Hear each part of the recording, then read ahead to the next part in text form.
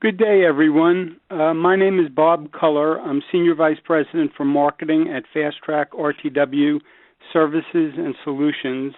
We thank you for attending today's webinar, Turning the Largest Neglected Liability on Your Balance Sheet into one of the year's biggest success stories.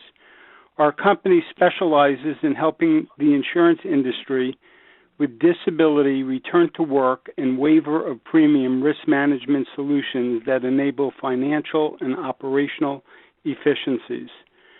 We are honored to have Mr. Tom Penn David as our speaker today. Tom, as many of you know, has spent more than 30 years in a variety of roles at Munich American prior to co-founding the actuarial consulting firm Ant Re with his partner Andy Castillo in 2010. Before I turn it over to Tom, just a couple of housekeeping notes. Please mute your phone during the presentation, as this will prevent distractions for both the audience and the speaker. You may type in any questions you have anytime during the presentation in the Q&A box on the right-hand side of your screen. Tom will try to get to all of them in a timely manner. If you only have audio today or you think of another question later, please submit them to me at Robert.Culler, K-U-L-L-E-R, at FastTrackRTW.com, and Tom will respond directly back to you. Tom is planning on having a few instant pop-up polling questions relayed to you during the webinar, so please don't be shy about responding, as the results are anonymous. At the conclusion of the webinar, a brief 3-question survey will be presented to the online audience to gauge your satisfaction with today's webinar content and presentation. We would sincerely appreciate your input. We have posted a PDF of the presentation on our website in the Life Waiver section. The last page of Tom's presentation today will give you the exact URL to go to for a copy. Thanks again for attending, and without further ado, here's Tom. Great. Thanks, Bob. Thanks to everybody who is sitting in, as well as those who may be clicking in as we talk. I want to thank FastTrack for sponsoring the seminar. Life waivers are a very neglected and, to me, a very fascinating part of the life insurance industry, and so I appreciate a chance to share my interest in this intriguing and interesting product. Are they life benefits or are they disability benefits? Are they fish or are they fowl? Life waiver reserves get reported in statutory terms on the life exhibits of the annual statement. They don't show up in Schedule O type reserve validations. They don't show up in A&H experience exhibits. But on the other hand, when you look at them, they're really recurring benefits paid while somebody is disabled. So in many ways, they act an awful lot like disability. It appears that in many organizations that as a result of this, they really sort of live in a no man's land and don't really seem to get attention either from folks on the A&H side or folks on the life side who aren't quite sure what to make of them. Last year, I published an article on life waivers entitled The Permian Layer.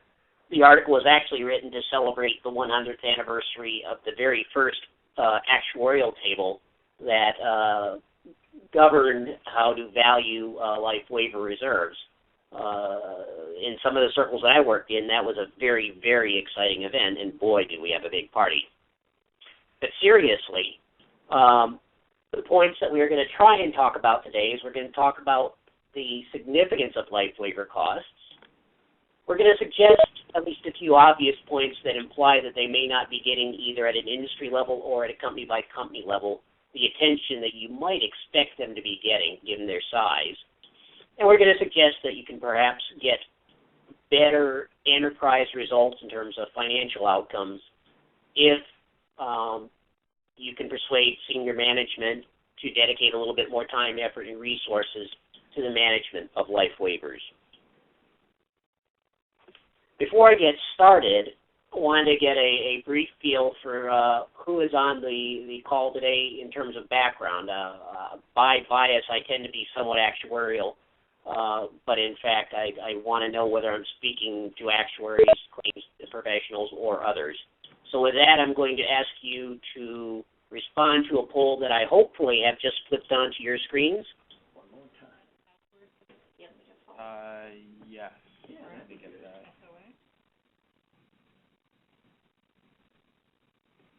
Check the email. Hopefully it's an email. What is that there? Sorry, I need. And at this point, 3/4 of our audience has responded. About half the audience are financial folks. We've got a pair of claims professionals, so you guys will be able to tell me when I really screw up when I describe claims, and a few other folks. So thank you all very much. Appreciate it.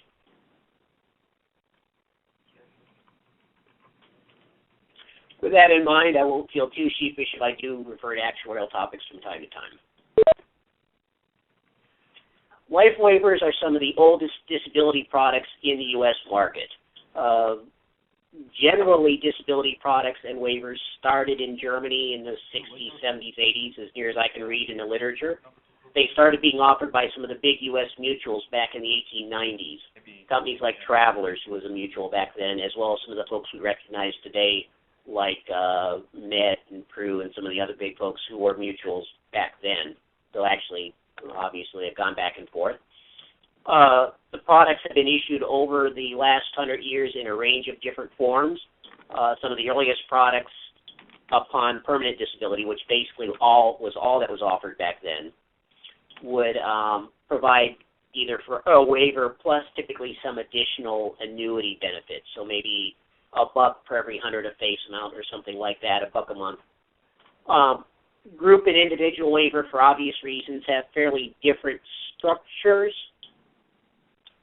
For a group, somewhat by definition, there is no individual premium associated with each individual in a group.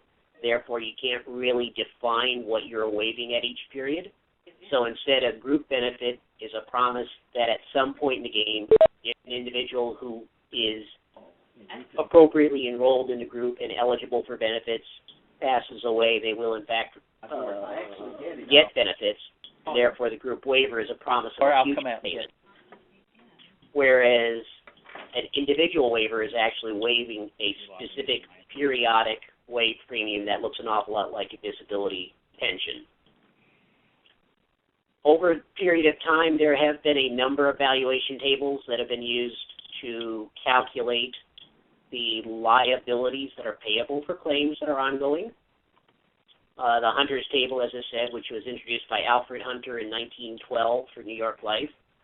Other valuation tables have included the 1926 Society study, the 1952 study, and on the group side, the 1970 table by Ray Krieger, who I remember him commenting, he never thought it'd be a valuation table, he was just offering some numbers, and then, of course, the 2005 table.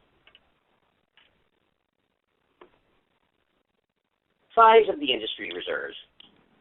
These data are from 2010 because it is somewhat laborious to parse out the individual free-form text that is used to describe reserve bases. However, these are the primary bases that I found when I summed up every single detail line of the Exhibit 5 for every single company in the industry in 2010. As you can see, the total at that point was $15.2 billion. These are gross DLRs, disabled life reserves. You can sort of see the major reserve bases, the 52 table, which in itself is fascinating that that's still a dominant table. The Krieger table, which at that point was still half of the reserves, even though it was unequivocally clear that moving to the 2005 table in almost every case would actually reduce reserves. And then the OASDI shows up as a certificate. That was a 70s table that was issued by the Social Security Administration, of course. It looks fairly sizable here, with the caveat that there are actually only 4 companies that actually use the table. It just happens to be that those are 4 fairly large tables, large companies. Any question on what some of these tables are?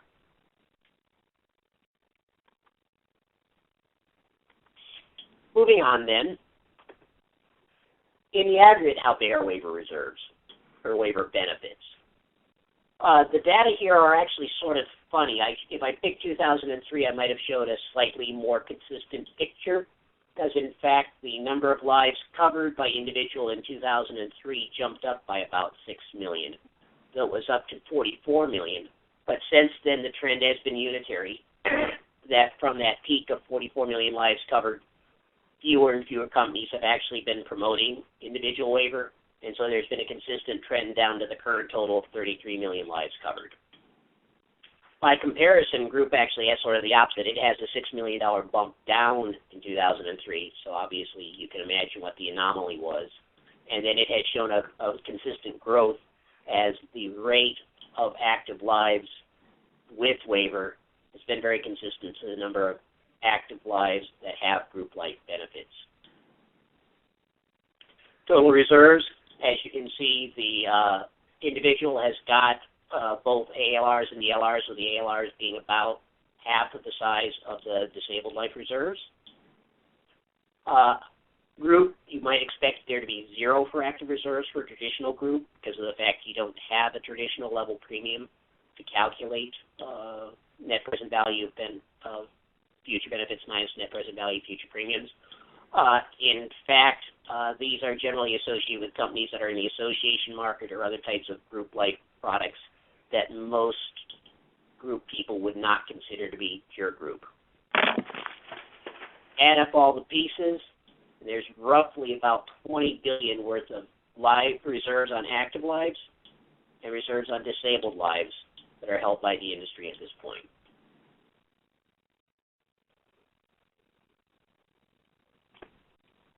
What does $20 billion mean?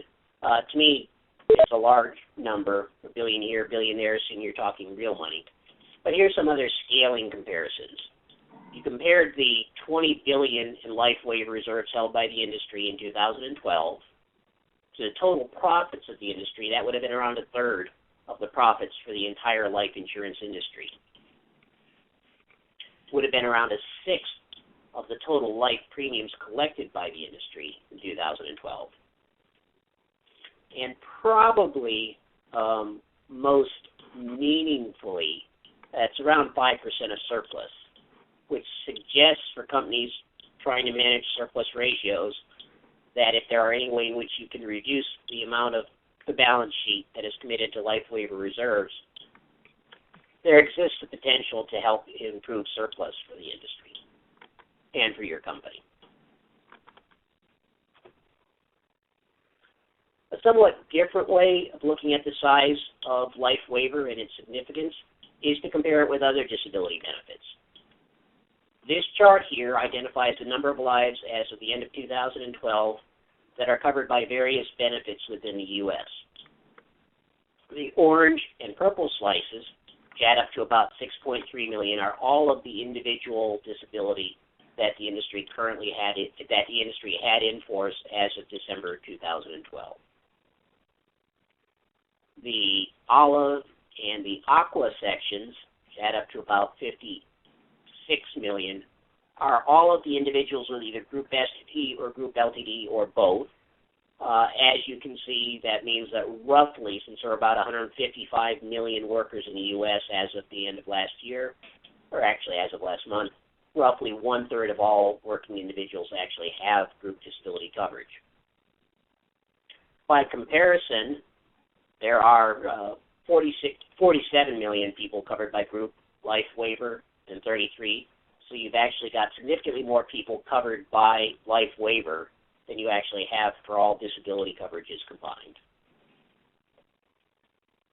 Long and short, this is probably an item that may deserve a little bit more attention. Any questions at this point? Okay, moving on. Got a second question. Whoops. Darn it, somebody ate my question.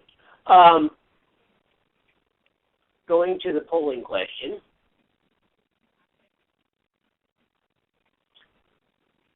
You should see now a question to your question. According to the current individual life valuation table, the more common cause of disability is A, cancer, B, mental nervous claims, C, tuberculosis, or D, external violence.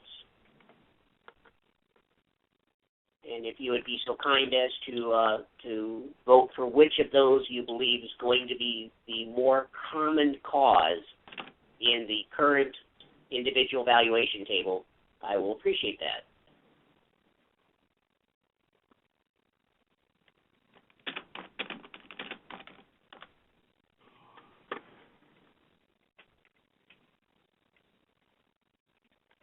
The answers suggest that the audience is very cognizant of what's happening in the disability world right now. The largest share of the audience, 62% of the audience, suggested that mental nervous is likely to be the more common cause, according to that valuation table. 23% of the audience suggested cancer, and the balance weren't quite sure which would be the most common. 62. The answer, of course, And the balance? I thought it said 62 and 23. uh, I don't know. I was just stuck on the fact that mental nervous people have 2-year limitations and stuff. excuse me while I wait for a few more seconds for the machine to decide whether it likes me or not. The answer, of course, is that tuberculosis is, in fact, the more common cause on the current valuation table. The trick, of course, being that the current valuation table was constructed in 1952 using data between 1930 and 1950, with the exception of data from 39 through 45, which was excluded because World War II caused anomalies in the pattern of how long it took for disabilities to run out. So the point that I'm trying to make here is not that we need to worry about a great resurgence in tuberculosis as a cause of risk to our insureds. The point I'm actually attempting to suggest here is that this is one of several respects in which, at an aggregate level, the industry has not really been staying current. I have a question pending.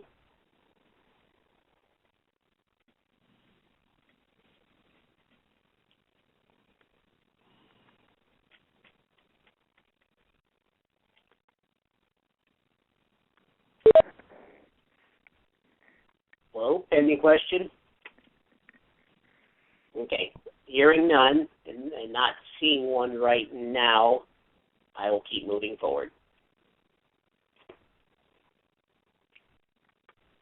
The adjudication process for waiver claims is very different from the adjudication process for a life claim. Life claim tends to be relatively straightforward. Somebody is generally either alive or they're dead. So I've known certain people, probably me when I'm sitting on my couch in the weekend, for whom you might raise a legitimate question about whether that's a clear distinction. By comparison, a waiver claim, just like any other disability claim, tends to have a complex definition, and also that claim has to be adjudicated on a recurring basis. Benefit triggers for waiver claims, just like they can be for disability, can make reference to a specific occupation for which a person is disabled, or it can reference for any suitable occupation. Those obviously have changed over time. At one time, it was any occupation fitted for your station in life.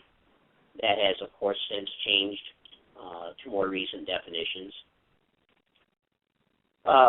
Typically, a disability claim, there is an initial adjudication process. Does somebody meet the contract definition of disability? And what is the amount that would be owing to them? Are they fully occupationally disabled? And so forth. That typically needs to be revisited periodically because obviously people's situation changes. Hopefully for many disability, there's a gradual period of recovery with any luck. That needs to be periodically revisited, as well as to see if any other changes have occurred that might make them able to work gainfully, able to recover from claim and therefore not appropriate to continue receiving benefits. When we talk to folks on the disability side of the shop, typically any one claim examiner is likely to have between 100, 120, maybe 130 claims that they are carrying at any given time that they're actively responsible for. That typically ignores auto pays, ignores claims that are clearly and obviously permanent and with stable and with no change. By contrast, as we've talked to companies about their life waiver processing, we find situations where literally thousands of life waiver claims are being processed by a single individual.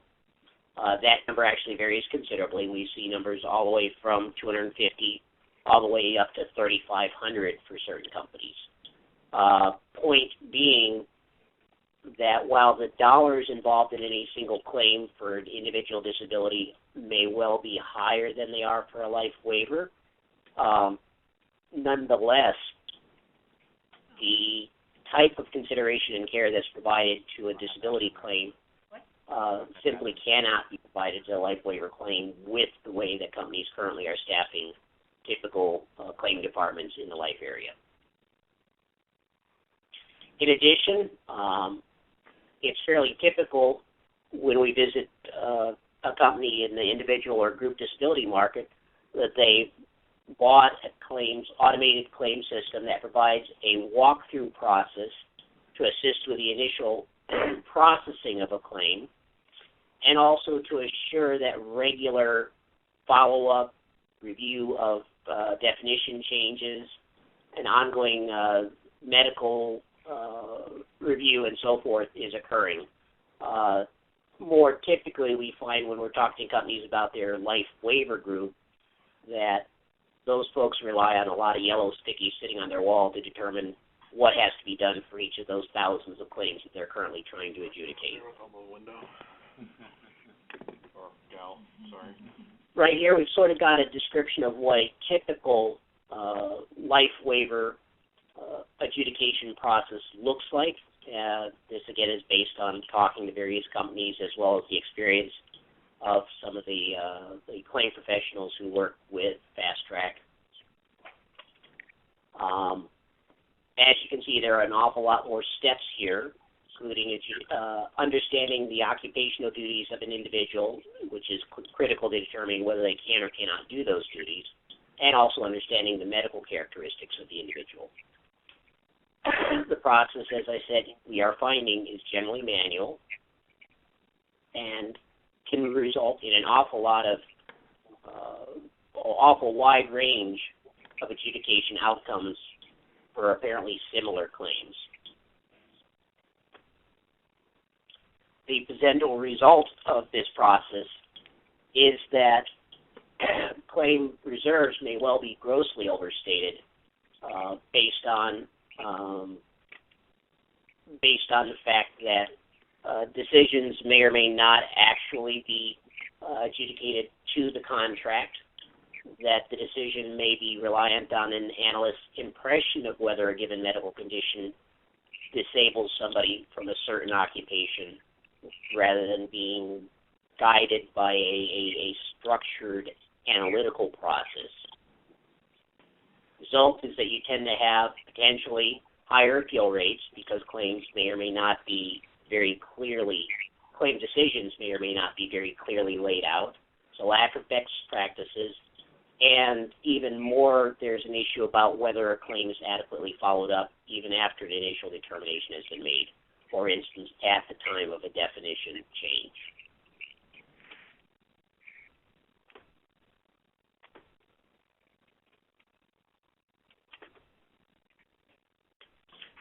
Given those issues, the question is, what's really going on in a block and what could go on within a life waiver block? AMPRI, as an actuarial modeling firm, among our miscellaneous tasks, has helped clients to identify, to model out their life waiver blocks. We do this for a couple purposes. One is to identify what the economic value of a block really is. A block of waiver reserves that are funded by the set of reserves that a company has put up there, is an economic asset that, for instance, can potentially be sold to another company, that could potentially be reinsured, that has a number of different things that can be done with it. More importantly, we think, is that building a financial model of a life waiver block helps to assess whether or not it makes sense to invest money in process improvement. That could be simply hiring another analyst, 2 analysts. If you've got, 500 claims a year, typically in your stock of claims, it can be a decision on whether to hire a consultant to either analyze the business or to hire some of the claims management consultants to assist with management. It can be also a decision on whether to invest money in software or in process re-engineering in order to try and improve the consistency and the thoroughness of the claim adjudication assessment. There are different ways to model the impact of the characteristics of a life waiver block. You can model in a very approximate way by making assumptions about what happens to statutory reserves and using that as a proxy for the likely economic impact. However, as probably most of you know, statutory reserves are not an incredibly accurate measure of the real expectation from a block of claims. That's true in obvious terms based on the issues about the relevance of the table that's actually being used to value them, as well as margins that may be in there and other characteristics that may make stat reserves an inaccurate way to model. So an alternative is to model fully the cash flows, and that's what we actually have done for some of our clients. You can model either for in-force or for new claims or for both. For purposes of this discussion, I'm going to provide a very simple model on an in-force block only rather than actually modeling new claims. Key assumptions that have to go into any model.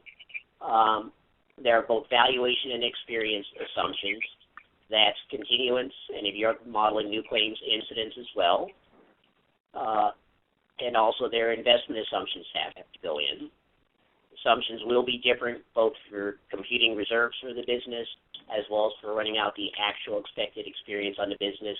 For instance, you might be using a 52 disability table for valuation, but you might want to use a more modern CIDC, for instance, to model the run-out of the claims.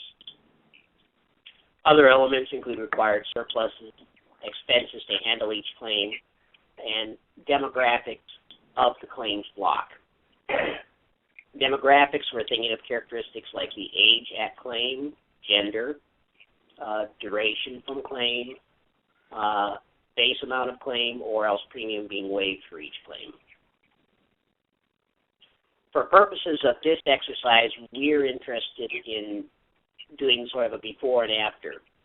We're taking a model beforehand and saying, okay, here's what the block is worth economically now. And we're interested in saying, if we make changes, if we invest money in process improvement, and if the result of that is some change to outcomes of claims, which is to say a higher rate of recovery or lower, either is possible, what is the financial impact, and would it make sense to actually invest money in processing changes? Model inputs here, for instance, this is a fairly large but generic group life claims block. We have demographic assumptions, male, female, and quinquennial ages at a starting point. We have valuation assumptions, and there are more pages behind this that get into considerably more detail about valuation rates. It's also investment earnings, which obviously if you're holding a large number of reserves, what your earnings rate is becomes pretty important. we have a presumption about required surplus. And then for this particular model, we're using a model of investment per claim, which we're expressing in terms of $8 per year that we're additionally going to spend per claim to try and improve adjudication, which is just $28 per claim indefinitely that we're showing at the bottom of this input section. The results of the model come in, it's a fairly large, complex model, as you can imagine, even in its simplest form, come out in multiple sections. First thing you want to know is how you are projecting the results of that block over time, over duration from your point of valuation. This particular claim block happens to have about 25,000 claims, with an average face amount about 39,000, and an average duration of just under 10 years from claim at the date that we're starting the valuation. For that block, as this abbreviated sample shows for the early durations, we expect, and this is broken out among all the different clinical age groups that we showed you, to see about 756 deaths in the first year, and about 216 recoveries, and then that continues running out over time. And this model actually runs two end of tables, so it's about a 50-year model. I'm just showing the first 4 years of model results just for illustration purposes. Obviously, while it's interesting to know how many people are alive or not alive or recovered at any given time, we're more interested in what the impact is on the financial results of an insurance company. The underlying driver for this model is, if you will, a purchase model, where we're determining what you might buy a block of business for. So knowing that there's a block of reserves associated at the very beginning, and this particular block happens to have about a $500 million reserve amount that will get posted at year 0. That reserve block at 5% will earn a certain level of investment income, as you would expect, around $25 million. There would be death benefits paid, again, looking at about 756 expected deaths at about 40,000 apiece, around 30 million, so 29 million in death benefits.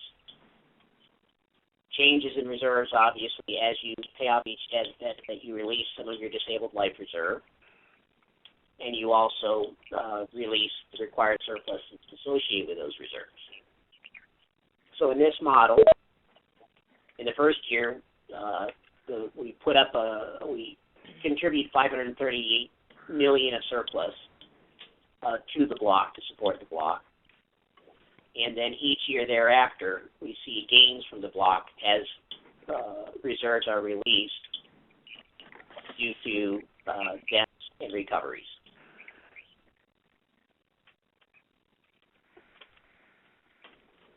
Based on this model, and based on the assumptions we made, the initial model has an embedded value under the assumptions we used, 300,000, which is obviously is very dependent on what these specific assumptions are. We assume that we're investing $28 per claim for all years, and we're assuming here only a 1% improvement in claim outcomes. In reality, the data that we're seeing suggests that taking a block that's been relatively neglected or has had limited resources, it might be realistic to get more like a 20 or 30% improvement. Or saying, assuming just a 1% improvement.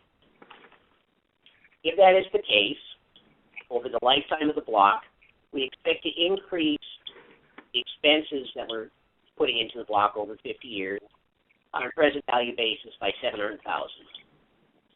We expect, despite that we'll actually increase the value of the block by $92,000, even with the addition of that $709,000 of additional expenses. In other words, we said if we only got a 1% improvement in claim recoveries, we would expect to spend $700,000, but we'd expect to reduce total payments out, including surplus contributed and so forth, by $709,000 plus 92, so $801,000 over the life of the model. If you assume, for instance, a 5% improvement in your claim recovery rate, then you're actually looking at something more like a $4.5 million return or increase in the embedded value of the book for a $700,000 investment, which by most standards is a pretty profitable investment. If you told me I could earn $4.5 million for a $700,000 investment. That pretty well describes the type of modeling we've been doing. It makes the point that we believe that waiver reserves are significant on an industry level. Are there any questions?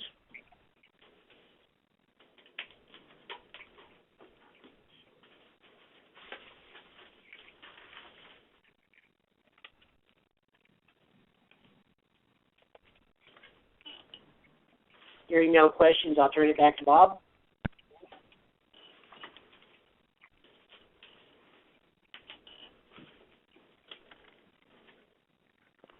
Still there, Bob?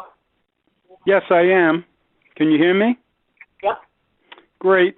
Thank you, everyone, for attending. I'd like to remind everybody that copies of the presentation are available at our website on this particular URL.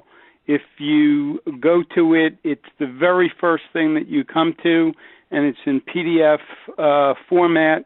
You can either save it to your hard drive or print off a copy at your leisure.